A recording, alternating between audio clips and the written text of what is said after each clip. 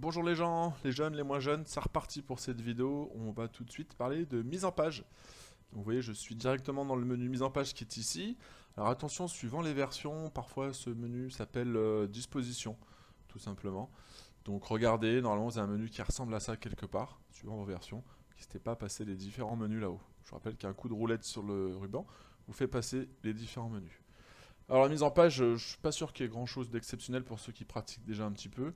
Quoique, vous me direz après. Alors, d'abord, la mise en page, ce qu'il faut savoir, c'est ce qu'on appelle, pour moi c'est les paramétrages classiques qui sont marge, orientation et taille du papier. Sinon, tous les paramétrages de mise en page, on va les retrouver dans l'extension qui est ici et qui du coup nous propose cette petite fenêtre-là en trois onglets, hein, classique. Donc, voilà. Donc ici, on pourra paramétrer plein de choses plus précisément que par les menus là-haut. Alors la première chose, c'est les marges. Les marges, je vous rappelle, c'est l'espace que vous allez avoir entre le bord du document et le début de l'écriture, d'accord? Donc par défaut, on a des marges à 2,5. Alors sachez que vous pouvez déjà les modifier directement dans la règle là-haut, d'accord? Vous voyez mon curseur, donc ça bouge, vous savez les retraits, on l'a vu dans une autre vidéo. Mais ici, hop, vous voyez, et en plus c'est écrit l'infobulle marge de gauche. Donc là, si je laisse appuyer et que je bouge en fait la marge de mon document. Je remets à 2,5. Et pareil de l'autre côté. Et en fait, vous allez voir que sur la hauteur, on a pareil ici, on a des marges, donc on peut changer la marge qui est ici. Voilà. Sinon, vous allez sur ce bouton-là, vous avez des marges pré-paramétrées. Le classique, c'est de faire du étroit ou du normal. Voilà. En miroir, c'est quand vous faites du recto verso, donc au milieu, c'est différent.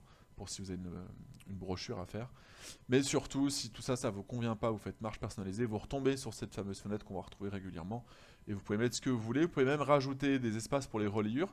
Parce que si vous mettez 2,5 cm de chaque côté, mais qu'ensuite vous avez une reliure là sur le document, et ben du coup ça va manger peut-être 1 cm. Vous allez avoir l'impression que c'est plus très bien centré. Donc il y en a à l'époque qui disaient bah du coup je vais mettre 2,5 d'un côté et 1,5 de l'autre pour que ça équilibre. Et d'autres qui disent bah non, tu fais pareil mais tu laisses 1 cm de reliure. À vous de voir comment ça fonctionne. Chose importante, tout ce que vous paramétrez ici, par défaut, ça s'applique à tout le document. C'est ce qu'on retient. Même, vous allez voir, quand on fait de l'orientation, ça s'applique à tout le document par défaut. On verra vers la fin de la vidéo comment est-ce qu'on peut faire autrement. Ok pour les marges. Ensuite, l'orientation, portrait paysage, je viens de vous le dire. Par défaut, quand vous le faites, ça fait sur tout le document. Donc si vous voulez juste une page en paysage et le reste en portrait, vous allez voir que c'est un peu plus technique parce qu'il faut rentrer dans les sections. Ensuite, la taille du document, bon, rien de spécial. En général, A4 ou A3, ça suffit dans nos entreprises. Quoique A3, c'est plutôt du Excel. Voilà, du A5. Vous avez plein de formats qui sont repérés par Word. Des formats qui sont normalement des formats répandus dans le monde. Si vous faites haute taille de papier, vous allez voir qu'il y a encore un paquet de choses ici. L'avantage, c'est que si jamais vous avez une taille de papier qui est spécifique, parce que vous avez une carte postale spécifique à envoyer, que vous voulez imprimer avant, et bien vous pouvez rentrer directement ici ce que vous voulez comme valeur. Mettez pas des points, mettez bien des virgules pour que ça fonctionne, et vous n'aurez pas de soucis. Voilà. Le seul défi après, c'est qu'il faut que votre imprimante puisse imprimer. Imaginez que vous voulez imprimer quelque chose de la taille d'un post-it ou d'un paquet de cigarettes. C'est pas toutes les imprimantes qui pourront faire ça. Ça va être déterminé en fait par les petites roulettes qui embarquent votre papier. Si vous n'avez que deux roulettes, une roulette de chaque papier chaque côté de l'imprimante, du coup le post-it va se retrouver avec une seule roulette, ça risque de partir de travers. Par contre, si vous avez les bonnes imprimantes qu'on a dans l'entreprise, avec des roulettes sur toute la longueur, peu importe ce que vous mettez, ça sera embarqué. Donc voilà, en fait, vos contraintes de papier, si jamais vous sortez de l'ordinaire, vos limites, en fait, elles vont être posées par votre imprimante, plus que par Word. Word, il suffit de lui dire combien vous avez, et lui vous réaffiche derrière la taille du papier, quoi. Voilà, ça c'est les trois de base. Vous verrez qu'on les retrouve au menu impression aussi quand on imprime. Voilà. En ce qui concerne les colonnes, ça peut être super pratique. Par exemple, de dire, eh ben, ce paragraphe-là, je le passe en deux colonnes. Euh, J'aime beaucoup, mais je dis attention. Et attention, vous allez comprendre après. Pour l'instant d'ailleurs, je vais l'enlever. Parce qu'en fait, quand on fait ça, on ne le sait pas, mais je viens de sectionner mon document, de mettre des sections de mise en page. C'est-à-dire que j'ai créé un début de section avant et après. C'est-à-dire que par défaut, normalement, si vous ne faites pas de section, ça fait tout votre document en une colonne, deux colonnes, trois colonnes, comme vous l'avez choisi. Parce que je vous rappelle que c'est un paramétrage de mise en page, et que le paramétrage de mise en page, de base, concerne tout le document. Je me répète, mais c'est important de le savoir. Donc je vous montre après ce qui se passe quand on le fait, mais en tout cas, attention quand vous passez en plusieurs colonnes, sachez que vous changez les sections, et du coup, vous vous exposez à des soucis par la suite. Voilà, alors justement, les sauts de page, et saut de section sont ensemble, ça aussi c'est à comprendre. Les sauts de page on l'a déjà vu, on fait contrôle entrée, on va voir qu'on peut le faire aussi ici. Et les sauts de section, je vous en parle en fin de vidéo, c'est la petite technique. On a une option ici sympathique des numéros de ligne qui permet en fait, si on fait continu par exemple, de le faire comme ça. Ou, enfin voilà, vous irez voir vous-même les options que vous pouvez avoir. Moi j'aime pas du tout. Je trouve que ça fait un peu trop biblique, mais pourquoi pas après tout, dans certains documents, d'avoir les lignes pour se repérer rapidement, notamment quand on révise un texte avec des collègues, de dire mais tu sais, telle page, telle ligne, regarde ce que tu as écrit. Pourquoi pas. Moi j'en ai jamais vu l'utilité, j'ai jamais vu personne s'en servir en entreprise. Mais pourquoi pas. Les coupures de mots, ça vous irez voir, mais en gros c'est des gadgets, enfin pas des gadgets d'ailleurs, c'est pour savoir quand est-ce que le mot se coupe ou pas. Vous avez vu que par défaut, il n'y a pas un seul mot qui se coupe qui met un trait d'union, mais il y a moyen de jouer avec ça. Voilà. Donc voilà. Ensuite, paramètres de retrait, d'espacement, on l'a vu en fait, c'est du menu paragraphe, mais comme ça joue un peu sur la mise en page, on en parle. Et tout ce qui est organisé, c'est ce qu'on a vu la précédente vidéo, sur tout ce qui était illustration, enfin deux vidéos précédemment, tout ce qui est illustration, donc c'est pour manager un petit peu ces objets. Donc c'est quelque part aussi un peu de la mise en page, quoi. Si j'ouvre l'extension ici, qu'est-ce qu'on a? Les marges, où j'ai dit on a plus de spécificité. Là c'est juste une question d'affichage. Ensuite sur le papier c'est ce qu'on a vu tout à l'heure. Et mise en page on retrouve ici. Donc finalement pas grand chose de nouveau ici. On retrouve des petites options d'en-tête et pied de page ici. Vous allez voir qu'il n'y a pas grand chose ici de nouveau. Par contre ce qui est intéressant c'est d'aller voir dans conception, parce qu'avant c'était avec mise en page, donc là on a tous les thèmes et compagnie, mais on voit que tout à droite, on a des options finalement d'arrière-plan de la page qui avant étaient des options de mise en page. Et ce qui m'intéresse de vous montrer notamment, c'est les bordures de page. Voilà, les bordures de page. En fait, c'est le même menu, vous voyez, que les bordures tout court, sauf qu'on est en bordure de page. Et du coup, bah, je vais vous faire un exemple. Imaginez que je travaille pour une administration républicaine française, métropolitaine, ou pas d'ailleurs. Je pourrais m'amuser à mettre genre, ce genre de truc, plus ou moins épais, hop, comme ça. Et ensuite un rouge un peu plus comme ça. Hop, voilà. Si je fais ça, voilà mon document.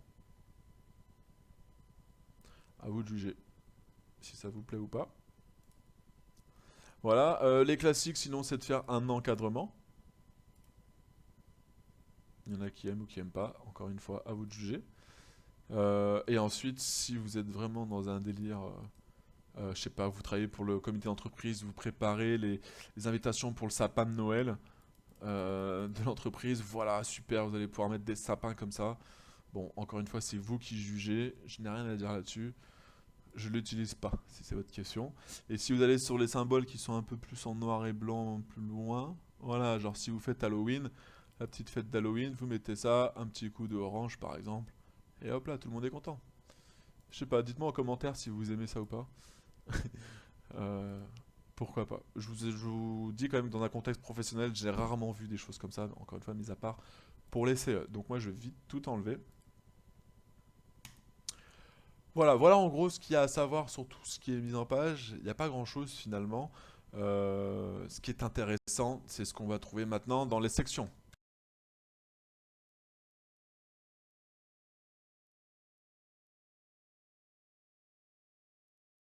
Oui, oui, oui, les sections de mise en page. Alors ça peut faire très peur, c'est très pratique, mais ça crée plein de galères. Dès qu'il y en a dans le document, parfois les gens s'embrouillent.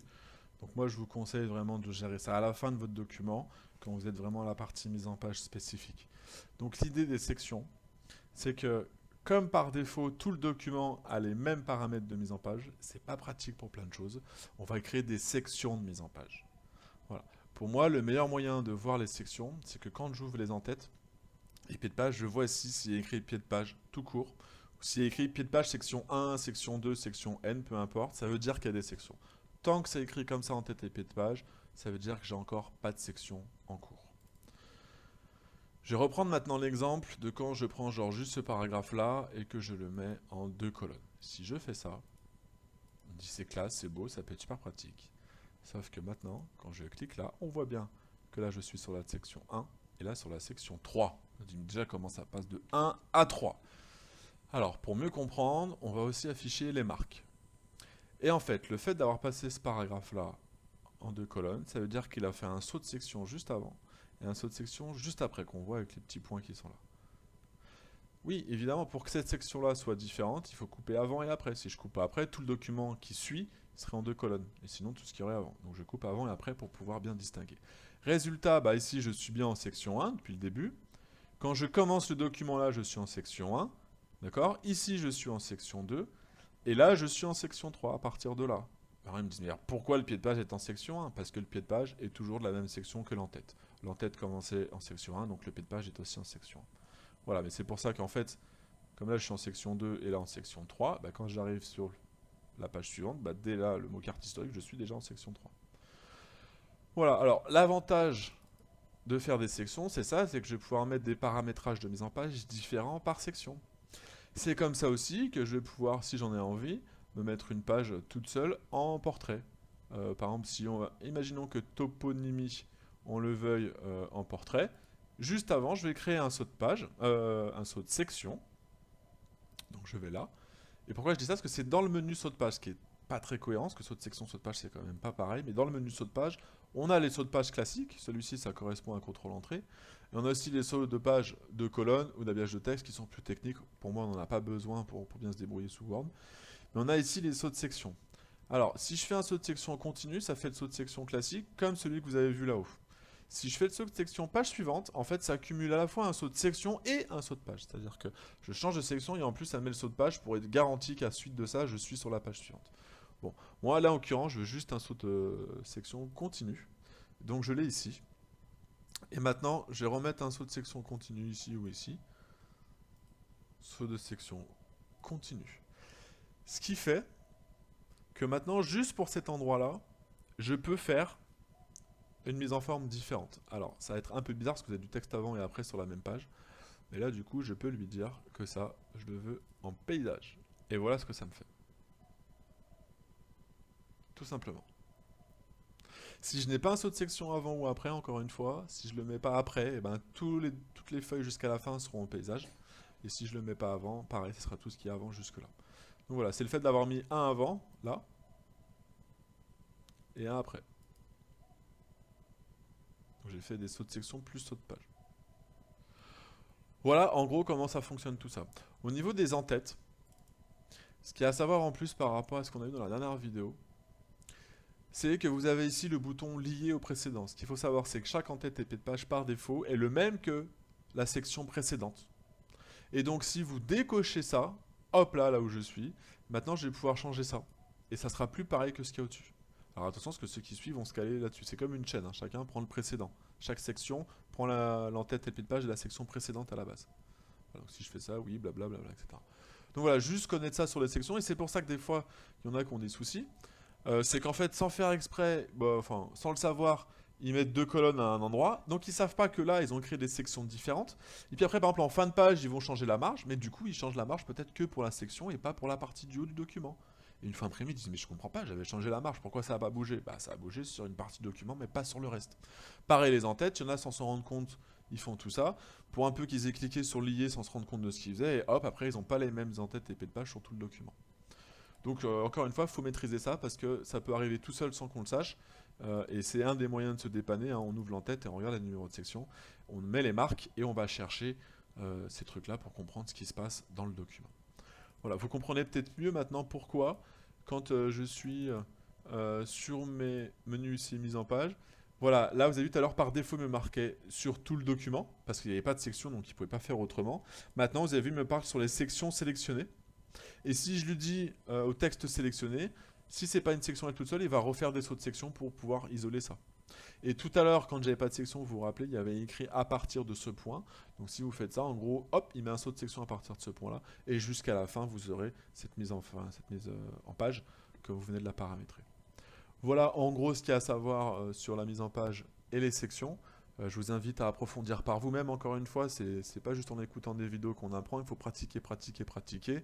Il ne faut pas hésiter à pousser le logiciel dans ses moindres recoins, et tordu pour tester des cas tordus, et puis essayer dans la vraie vie, c'est-à-dire avec des vrais documents, pour se confronter. N'hésitez pas à poser vos questions, soit par mail, soit par commentaire, et autant que possible, je vous répondrai. Si je vois des questions récurrentes sur le même sujet, je ferai une petite vidéo pour compenser tout ça. Voilà, sur ce, je vous dis tal tout les gens, et à très vite.